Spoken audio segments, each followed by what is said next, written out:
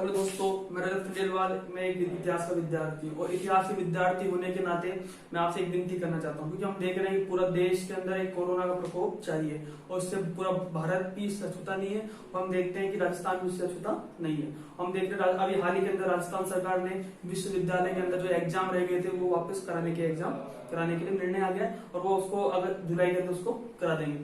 दोस्तों, मैं इतना कहना चाहूंगा कि जो जयपुर से जो बाहर जयपुर के अंदर जो पढ़ने आते हैं बाहर से, जो राजस्थान से अनेक जिलों से पढ़ने के लिए आते हैं, और जैसे अगर सवाई जयसिंह की भूमि यानी सवाई जयसिंह की भूमि और सवाई मानसिंह की भूमि पर जैसे उनका पैर पड़ेगा, तो उनकी जो मैं उनसे यही विनती करना चाहूंगा कि एक बार कृपया करके कि एक बार गोविंद देव जी जाकर आए, क्योंकि जो मनोज सर थे वो यही कहा करते थे अगर आपको जयपुर आना है तो एक बार आप गोविंद देव जी के दर्शन जरूर करके आए, ताकि उनका माथा टेक के कि भगवान से दुआ करके आए कि गोविंद देव जी महाराज यहाँ पे जयपुर की जो वातावरण है उसको वापस जन सामान्य करे और जो कोरोना महामारी फैली है वो वापस को भगाए। तो ये गिनती जरूर करके आए, इतना मैं कहना चाहूंगा। राजस्थान के जो मेरे मित्र हैं जो राजस्थान में जो जयपुर पढ़ने के लिए आते हैं उनसे मैं ये कहना चाहूंगा। ठीक है दोस्तों, अपन ने पढ़ रहे थे कि भारतीय संस्कृति का विदेशों में प्रचार प्रसार। मैंने क्षेत्र पढ़ा दिए थे, कौन कौन से क्षेत्र थे और किस कारणों से पढ़ाए थे। एक मध्य एशिया पढ़ा दिया था, दक्षिण पूर्व एशिया कुछ क्षेत्र पढ़ा दिए थे, और आज जो टॉपिक है उसके कुछ क्षेत्र रह गए। दक्षिण पूर्व एशिया के अंदर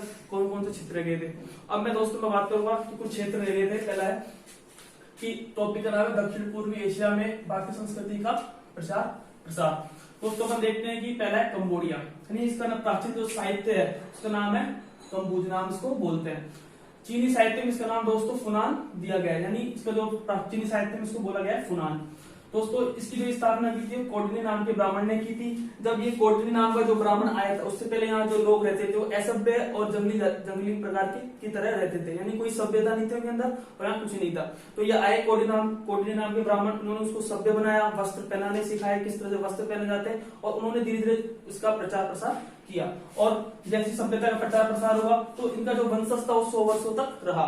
तो दोस्तों 6वीं शताब्दी के आसपास एक जयवर्मन और एक रुद्रवर्मन नाम के दो व्यक्ति थे, उन्होंने शासन किया। फिर दोस्तों अपन देखते हैं महत्वपूर्ण राजा हुआ 12वीं शताब्दी के आसपास सूर्यवर्मन सेकंड। इस सूर्यवर्मन सेकंड एक प्रमुख मंदिर बनाया दोस्तों, अंकोर काट का मंदिर। सबसे प्रमुख मंदिर है दोस्तों, ये विष्णु जी को समर्पित है, जो भगवान विष्णु है उनको ये समर्पित है, अंकोर वाट का मंदिर। ये एग्जाम पूछते हैं कि अंकोर वाट का मंदिर कहाँ है, तो कहाँ पे दोस्तों, कंबोडिया। फिर दूसरी चीज दोस्तों कि जो अंकोर वाट का जो मंदिर, इसकी विशेषता क्या है, क्वेश्चन पूछते हैं कि इसकी विशेषता क्या है, पूछ सकते हैं कि इसमें क्या क्या वो है। तो दोस्तों अपन बात करें इसका जो निर्माण का कराया था सूर्यवर्मन सेकंड ने इसका निर्माण करवाया था 12वीं शताब्दी के आसपास। और दूसरी बात दोस्तों कि विष्णु भगवान को समर्पित है। तीसरी दोस्तों बात है पंचायतन शैली। हम देखते हैं कि जो एक गर्भगृह होता है उसके चारों तरफ 4 दिवाले होते हैं, उसे बोलते हैं दोस्तों पंचायतन शैली। इसके जो मंदिर है नागर शैली के मंदिर है। जो नागर शैली देखते हैं कि उत्तर भारत के अंदर दोस्तों 3 शैलियां होती है, एक नागर शैली, एक द्रविड़ शैली और एक होयसल शैली। नागर शैली तो उत्तर भारत में, होयसल शैली जो मध्य जो कर्नाटक वाला जो क्षेत्र है उसमें बेसर शैली, और द्रविड़ शैली है वो दक्षिण भारत के अंदर मानी जाती है दोस्तों। हमें और दोस्तों हम इसके जो पंचायतन शैली के जो मंदिर है हम देखते हैं कि एक तो लिंगराज मंदिर उड़ीसा के अंदर है, एक अपन देखते हैं सोमनाथ का जो मंदिर वो भी पंचायतन, इसका जो नागर शैली का मंदिर है पंचायतन शैली, उसके अंदर देलवाड़ा के जो मंदिर है वो भी पंचायतन शैली के। कोणार्क का जो मंदिर है वो भी इसी तरह है दोस्तों।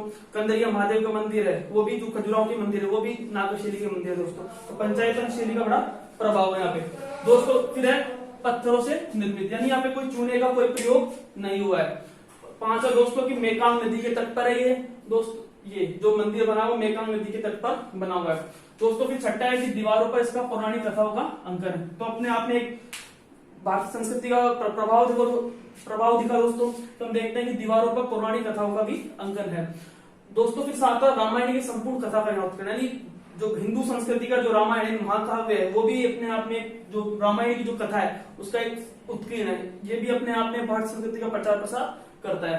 तो दोस्तों 8वां मूर्ति कला की प्रसिद्ध है, यानी इसी जो इस मंदिर के अंदर जो मूर्तियां बनी हुई है वो भी अपने आप में भारतीय संस्कृति का प्रचार प्रसार करते हैं दोस्तों। ये था दोस्तों कंबोडिया यानी कंबुज के बारे में। तो भारतीय साहित्य में दोस्तों इसे कंबुज कहा गया है और चीनी साहित्य में दोस्तों इसे फुनान या फूनन कहा गया है। तो दोस्तों यहाँ पे एक स्थापना की थी, कोडनी नाम का ब्राह्मण था, उसने इसकी स्थापना की थी 1वीं शताब्दी के आसपास। और दोस्तों हम देखते हैं कि सभ्यता का जो प्रचार प्रसार यहाँ हुआ। फिर यहाँ पे 100 वर्ष तक यहाँ का शासन रहा। फिर दोस्तों हम देखते हैं प्रमुख राजा है जयवर्मन रुद्रवर्मन यहाँ पे 6वीं शताब्दी के आसपास आ गए थे। तो दोस्तों हम देखते हैं कि 12वीं शताब्दी के आसपास सूर्यवर्मन सेकंड ने जो यहाँ का मंदिर है अंकोर वाट का मंदिर का निर्माण करवाया था, जो कि भगवान विष्णु को ये समर्पित है। दोस्तों अपन देखते हैं कि अंकोर वाट का जो मंदिर है उसका निर्माण सूर्यवर्मन सेकंड ने करवाया, भगवान विष्णु जी को ये समर्पित है। और दोस्तों पंचायतन शैली जो कि हम देखते हैं कि नागर शैली की एक प्रकार से शैली है, जो कि अपन देखते हैं उत्तर के अंदर है। जो पंचायतन शैली का जो प्रभाव है उत्तर भारत के अंदर हमें दिखाई देता है। पत्थरों से निर्मित मंदिर है दोस्तों, यानी यहाँ पे कोई चूने का प्रयोग नहीं किया गया है। ये और जो नदी मैकांग नदी के तट पर यह स्थित है। छठा दोस्तों दीवारों पर पौराणिक कथाओं का भी यहाँ अंकन है। फिर सातवां दोस्तों रामायण की संपूर्ण कथा यहाँ पे अपने आप में एक अच्छा कि भारतीय जो संस्कृति के अंदर भारतीय जो हिंदू है उनका जो महाकाव्य है रामायण, उनका यहाँ पे संपूर्ण कथा में आपको उत्कीर्ण करता है। आठवां दोस्तों मूर्ति कला के लिए प्रसिद्ध है, यानी यहाँ पे अपन देखते हैं इस मंदिर के अंदर काफी अच्छा यहाँ पे मूर्ति कला हमें मूर्ति जो है स्थापत्य कला में नजर आता है। दोस्तों ये था कंबोडिया। अब मैं दोस्तों मैं बात करूंगा इंडोनेशिया के अंदर। इंडोनेशिया को बोलते हैं दोस्तों प्राचीन साहित्य के अंदर स्वर्ण द्वीप, यानी स्वर्ण द्वीप है। यहाँ पे 4 द्वीप है, जावा, सुमात्रा, बाली और बोर्निया। हम देखते हैं दक्षिण पूर्वी एशिया के अंदर है ये इंडोनेशिया, और इंडोनेशिया के अंदर 4 द्वीप है, जावा, सुमात्रा, बाली और बोर्निया। दोस्तों अपन देखते हैं कि जो बोर्निया है, बोर्निया पे एक राजा हुआ था मूल वर्मा। कौन सा दोस्तों? मूल वर्मा। इस मूल वर्मा ने हिंदू शासक था और ब्राह्मण था। इसने यहाँ पे एक स्थापना करी और भारतीय संस्कृति का प्रचार प्रसार किया। यानी बोर्निया के बारे में इतना ही है कि भारतीय संस्कृति का प्रचार प्रसार एक राजा था मूल वर्मा, यहाँ पे हिंदू शासक था। इसने यहाँ पे इन भारतीय जो संस्कृति हिंदू जो है संस्कृति है उसको प्रचार प्रसार किया। तो दोस्तों दूसरा बाली। बाली के अंदर भी हम देखते हैं कि बौद्ध धर्म का प्रसिद्ध केंद्र माना जाता है। सामान्य सी बात है क्योंकि बाली के अंदर बौद्ध धर्म ही यहाँ पे सबसे ज्यादा हमें मिलता है। तो दोस्तों ये था दक्षिण पूर्वी एशिया में भारतीय संस्कृति का प्रचार प्रसार। उसके मेरे क्षेत्र है। पहला क्षेत्र दोस्तों अपन ने बहुत सारे क्षेत्र पढ़ लिए थे, इसमें एक क्षेत्र कंबोडिया का भी नाम आता है। तो एक बार वापस दोस्तों देख लो कि कंबोडिया का नाम है कम्बोज, यानी प्राचीन साहित्य में दोस्तों इसको कम्बोज कहा गया है और चीनी साहित्य में इसे फुनान या फूनन कहा गया है। इसकी स्थापना कोडे नाम के ब्राह्मण ने की थी, जो कि प्रथम शताब्दी के आसपास की थी। और धीरे धीरे आपकी सभ्यता का प्रचार प्रसार हुआ। असभ्य लोग थे जब ये नहीं आया था, इन्होंने ये जैसे आया तो उसने सभ्य बनाया उनको, और 100 वर्षों तक ये रहा। दोस्तों प्रमुख राजा हुए जयवर्मन और रुद्रवर्मन, प्रमुख 6वीं शताब्दी के आसपास के राजा हुए। फिर दोस्तों 22वीं शताब्दी के आसपास एक राजा हुआ सूर्यवर्मन सेकंड। सबसे इंपॉर्टेंट है, अभी जो फर्स्ट ग्रेड के अंदर जो एग्जाम हुआ तो उसमें ये पूछा था कि अंकोर वाट का जो मंदिर है वो उसका निर्माण किसने करवाया था? किसने किया दोस्तों? सूर्यवर्मन सेकंड के अंदर, और जो एक भगवान विष्णु जी को समर्पित है। फिर इसका निर्माण सूर्यवर्मन सेकंड ने करवाया और भगवान विष्णु जी को ये समर्पित है। और दोस्तों तीसरी बात है कि पंचायतन शैली, यानी नागर शैली की एक उपशैली है पंचायतन शैली, की उत्तर भारत के अंदर नजर आती है। यानी नागर शैली जो है उत्तर भारत के अंदर प्रमुख है। 3 शैली होती है, नागर शैली, बेसर शैली, दोस्तों द्रविड़ शैली। चौथा दोस्तों पत्थरों से निर्मित मंदिर है, कोई चूने का प्रयोग नहीं किया है। मेकांग नदी के तट पर है दोस्तों जो ये मंदिर है, जो मेकांग नदी के तट पर है। और इसका जो छठा पॉइंट है कि दीवारों पर पौराणिक कथाओं का यहाँ पे अंकन है। 7वां है दोस्तों कि रामायण की जो संपूर्ण कथा है यहाँ उत्कीर्ण है। और 8वां है दोस्तों की मूर्ति कला के लिए प्रसिद्ध है। और दोस्तों फिर अपन देखते हैं कि इंडोनेशिया और इंडोनेशिया के अंदर जो द्वीप देखते हैं इसको बोलते हैं, जो भारतीय साहित्य है इसमें इसको क्या कहा गया है दोस्तों? स्वर्ण द्वीप। क्वेश्चन पूछ सकते हैं स्वर्ण द्वीप किसे कहा गया है? तो इंडोनेशिया को स्वर्ण द्वीप कहा गया है। और जो कि यहाँ पे 4 द्वीप है, जावा, सुमात्रा, बाली और बोर्निया, ये 4 क्षेत्र माने जाते हैं। दोस्तों अपन जो बात करेंगे अभी पहली बात करेंगे दोस्तों बोर्निया की। बोर्निया यहाँ पे इसका जो यहाँ पे एक राजा था मूल वर्मा, जो कि ब्राह्मण था। यहाँ पे हिंदू संस्कृति का इसने प्रचार प्रसार किया। ध्यान रखना दोस्तों मूल वर्मा। और दोस्तों सेकंड है बाली। बाली के अंदर बौद्ध धर्म का प्रसिद्ध केंद्र माना जाता है। दोस्तों ये था जो अपन याद करने वाली बात दोस्तों, इसके अंदर वो है अंकोर वाट का मंदिर। अंकोर वाट का मंदिर किसने निर्माण करवाया और किस जो कहां पर इसका मंदिर है, यानी मंदिर इसका कहां पर, और इसकी विशेषताएं, इसकी 8 जो विशेषताएं वो एक बार जरूर देखिए। तो दोस्तों ये था दक्षिण पूर्वी एशिया में भारतीय संस्कृति का प्रचार प्रसार। ओके, अगला दोस्तों अपन देखते हैं इंडोनेशिया। अब मैंने बता दिया कि इंडोनेशिया में कौन कौन से द्वीप आते हैं। तो इसको कहते हैं स्वर्ण द्वीप, यानी इंडोनेशिया में जो प्राचीन साहित्य में स्वर्ण द्वीप कहा गया है। और इसके 4 क्षेत्र दोस्तों बाली, बोर्निया, जावा और सुमात्रा, ये 4 देश इसके अंदर 4 जो द्वीप इसके अंदर आते हैं। पहला दोस्तों सुमात्रा के अंदर दोस्तों एक राज्य था, हिंदू राज्य, इसको श्री विजय के नाम भी कहा, यानी श्री विजय भी कहा जाता था। यहाँ पे एक हिंदू राज्य श्री विजय। और 207 शताब्दी के आसपास एक जयनाग नाम का एक बौद्ध शासक था जिसने यहाँ पे शासन किया था। तो ये था दोस्तों सुमात्रा। फिर दोस्तों अगला है जावा। दोस्तों देखेंगे कि इसे जो प्राचीन साहित्य अपना जो भारतीय साहित्य इसमें इसको यवद्वीप का है। क्या कहा है दोस्तों? यवद्वीप। जो भारतीय साहित्य है उसमें इसको यवद्वीप का है। और दोस्तों हम देखते हैं कि जब 8वीं शताब्दी के आसपास, 8वीं शताब्दी के अंदर जावा और सुमात्रा और मलाया, इन 3 क्षेत्रों के अंदर दोस्तों हम देखते हैं कि एक नया राजवंश उदय होता है। उसको नाम दोस्तों शैलेंद्र नामक राजवंश का एक उदय होता है। फिर दोस्तों अपन देखते हैं कि इस राजवंश ने, जो शैलेंद्र नामक राजवंश था, धीरे धीरे यहाँ पे अपनी प्रगति की और अपने इसमें धीरे धीरे अपने क्षेत्र को बढ़ाया। हम देखते हैं दोस्तों कि 3 भारत की जो उस समय 3 शक्तियां थी, उस समय पाल थी उत्तर के अंदर दोस्तों, वो फेमस हो रही थी पाल। और दोस्तों हम देखते हैं उस समय था चोल बहुत फेमस था। 2 इसके अंदर शक्तियां थी, एक उत्तर भारत में पाल थी और दक्षिण भारत के अंदर चोल थी। अब इसके संबंध देखते हैं दोस्तों, क्या संबंध थे? देखते हैं दोस्तों, पाल, ये शैलेंद्र शासक था उस समय दोस्तों बालपुत्र देव। क्या नाम था? बालपुत्र देव। इसमें उस समय हम देखते हैं कि जब शशांक की जब मृत्यु हो गई तो उत्तर भारत के अंदर एक राजनीतिक अस्थिरता आ गई, शांति का काल आ गया। तो उस समय जो उदय हुआ, तो हम देखते हैं पाल शासकों का उस समय बंगाल के अंदर उदय हुआ। और हम देखते हैं कि जब पाल शासक, सबसे पहले हम देखते हैं कि दोस्तों गोपाल के बाद दोस्तों हम देखते हैं धर्मपाल के बाद दोस्तों हम देखते हैं देवपाल नाम का राजा हुआ था। तो देवपाल नाम का राजा था पाल शासक। क्या नाम था? पाल शासक। इसकी अनुमति से बालपुत्र देव ने यहाँ पे एक नालंदा के अंदर एक बौद्ध विहार बनाया और देवपाल ने ही 5 गांव को दान में दिए। यानी अपन बात करें जो बालपुत्र देव था शैलेंद्र शासक था और इस समय राजा कौन था? उत्तर के पाल शासक में देवपाल था। और इसकी अनुमति से ही नालंदा के अंदर बौद्ध विहार का निर्माण करवाया और उसको ही 5 गांव दान में दिए थे। किसको? बालपुत्र देव को।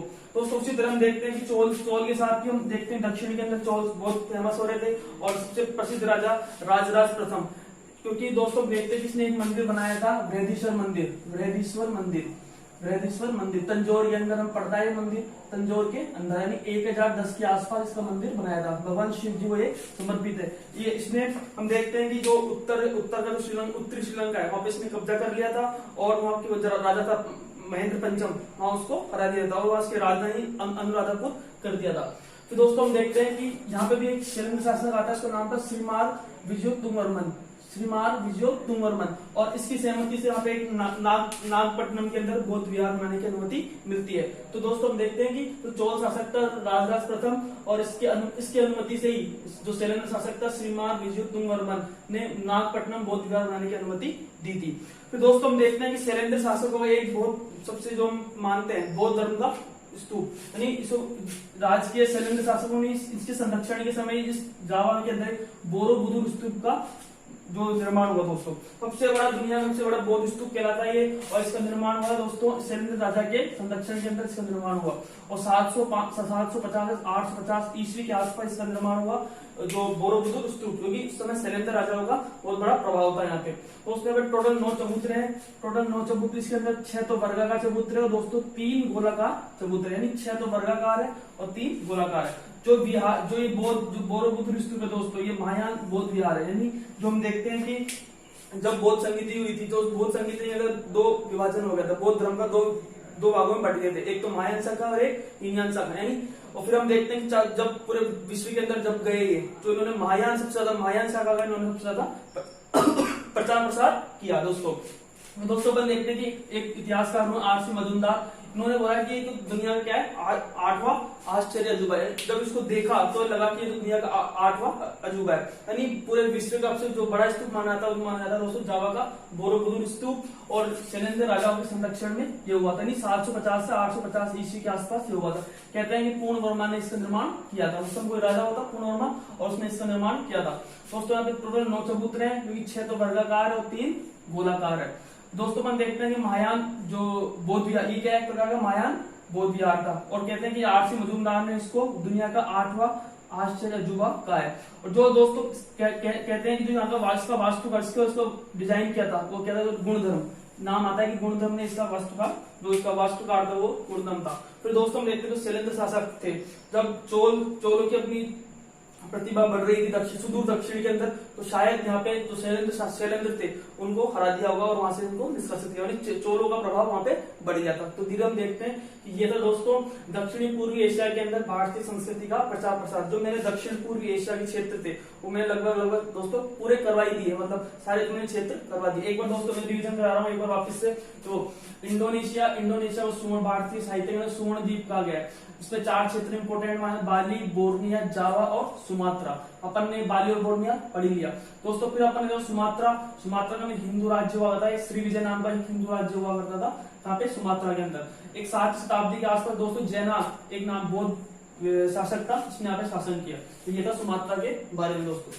फिर आता है जावा एक इंडोनेशिया का एक द्वीप है, हम देखते हैं। और इसको प्राचीन साहित्य में क्या बोला है दोस्तों, यवद्वीप कहा गया है। और दोस्तों हम देखते हैं जब 8वीं शताब्दी के आसपास जावा, सुमात्रा और तो मलाया का जो क्षेत्र है यहाँ पे शैलेंद्र नामक राजवंशों का उदय हुआ और धीरे धीरे इन्होंने अपने राजवंश को आगे बढ़ाया और यहाँ पे इन्होंने अपना पैर जमाया। और पैर जमाने के बाद तमाम क्षेत्रों के अंदर हम देखते हैं कि उत्तर के अंदर ये पाल के पास गए और दक्षिण के अंदर चोल राजा जो हम देखते हैं राजा प्रथम के पास गए। तो दोस्तों हम देखते हैं फिर एक शैलेंद्र शासक राजा था बालपुत्र देव, ये जब पाल शासक के पास गए तो उनसे अनुमति मांगी। उस समय कौन दोस्तों, देवपाल था। और देवपाल ने इसको अनुमति दी और नालंदा के अंदर बौद्ध विहार बनाने की इसको अनुमति दी और इसको 5000 गांव दान भी दिए। फिर दोस्तों हम देखते हैं कि चोल शासक था एक राजराज प्रथम, बहुत इंपॉर्टेंट आता है चोल का, जो हम बोलते इसको अरिमोली वर्मन भी कहते हैं, इसको अरिमोली वर्मन भी कहते हैं। इसने बहुत फेमस मंदिर बृहदीश्वर मंदिर का निर्माण करा 1010 के आसपास के अंदर। फिर और ये शिव जी का मंदिर है दोस्तों ये, ठीक है दोस्तों। इसने महेंद्र पंचम जो श्रीलंका का राजा था महेंद्र पंचम, उसको भी हराया था उत्तरी, और उसके राजधानी नाम अनुराधापुर भी किया था।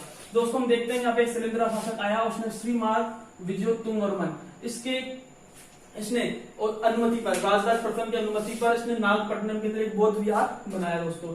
फिर दोस्तों सबसे इंपॉर्टेंट जो हर एग्जाम के अंदर पूछते हैं कि बोरोबुदुर स्तूप कहाँ पर है, यानी जावा के अंदर, और जावा का इसको बोरोबुदुर स्तूप भी कहते हैं। जावा के अंदर स्तूप है बहुत बड़ा और इसका नाम है बोरोबुदुर स्तूप दोस्तों।